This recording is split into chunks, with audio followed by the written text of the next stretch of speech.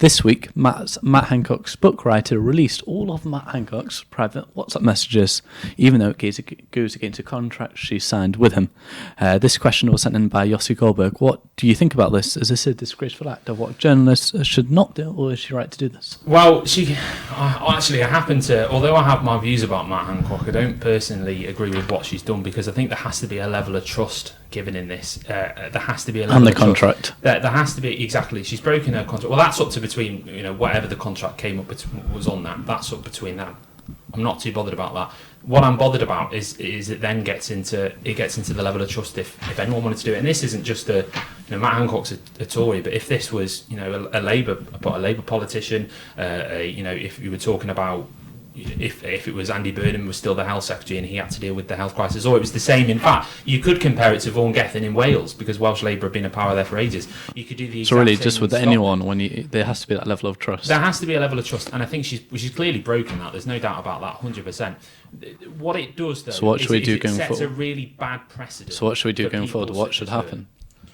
Well, I certainly wouldn't be trusting her with anything. I think that's for sure. I don't think anyone. What it does is it sets into a precedent about helping people, in these scenarios, writing books, for instance. Yeah. And I think that's the problem. Journalists have to, are sworn to this level of secrecy. They don't release, they don't release sources, for instance. They're quite held back when they find information, as is what's happened a lot with Partygate, with Matt Hancock originally, obviously his extramarital affair. They don't reveal the sources of these types of information, and what she's done is she's revealed.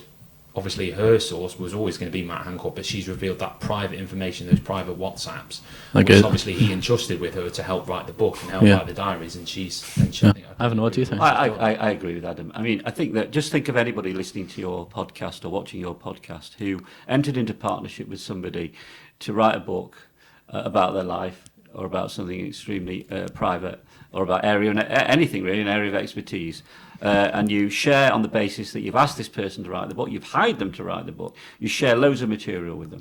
They then go and leak that to a third party. I think anyone listening or watching to this podcast would feel that that was a breach of confidentiality. Anybody. Right, so let's be clear about it, where I stand.